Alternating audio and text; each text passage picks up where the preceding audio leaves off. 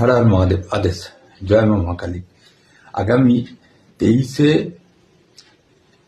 ফেব্রুয়ারি কুম্ভ রাশিতে একটা অশুভ যোগের সৃষ্টি হচ্ছে, সেটা হচ্ছে বিস্ফোটক যোগ বা রাহু মঙ্গলের অঙ্গারক যোগ। এর আগে আমি একটা রিলস আপনাদের দিয়েছি, কিন্তু আজকের যে রিলসটা দেবো সেটা একটু ডিটেলসে এবং একটা রেমেডি সহ রিলসটা আপনাদের দিচ্ছি। কি করতে হবে দেখুন, কুম্ভ রাশিতে পঞ্চগ্রহের যোগ হচ্ছে। এক তো রাহু মঙ্গল রয়েছে, দ্বিতীয়ত হচ্ছে সেখানে রবি থাকবে, তৃতীয়ত হচ্ছে শুক্র থাকবে এবং বুধ থাকবে।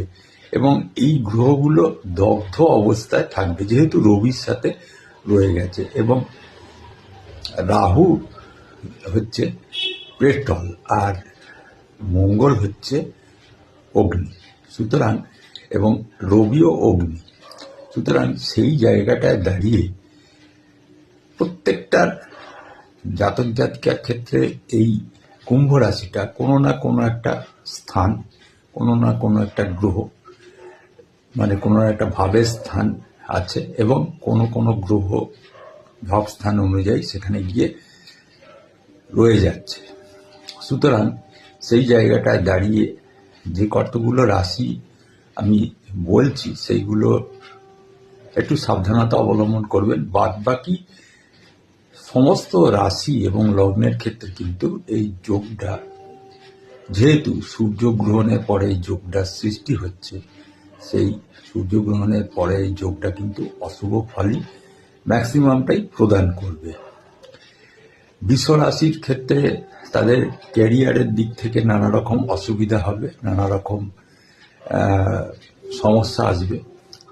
সিংহ রাশির দিক থেকে তাদের রিলেশনশিপে নানা রকম অসুবিধা পড়বেন, নানা রকম সমস্যা আসবে। এবং বৃশ্চিক রাশির ক্ষেত্রে তাদের বাড়ি ঘরদোর নিয়ে এবং মাতৃস্থানীয় ব্যক্তি এবং মাকে নিয়ে নানা রকম শারীরিক সমস্যা এবং তার নানা রকম অসুবিধার সৃষ্টি হবে এবং বাড়ি ঘরদোর নিয়ে অসুবিধার সৃষ্টি হবে। এছাড়া কুম্ভ রাশিতে তো আমি বলেই দিলাম এই যোগটা সৃষ্টি করে রাখবে। এবং প্রত্যেকটা রাশি লগ্নের ক্ষেত্রে এই যোগটা কিন্তু শুভ ফল প্রদান করবে না, কারণ হচ্ছে তার আগে সূর্যগ্রহণ হয়ে যাচ্ছে 17 তারিখে, এই বছরের প্রথম সূর্যগ্রহণ। সুতরাং সেই জায়গাটায় দাঁড়িয়ে এই যোগটার যে সৃষ্টি হবে, এই যোগটার সৃষ্টির যে অশুভ প্রভাব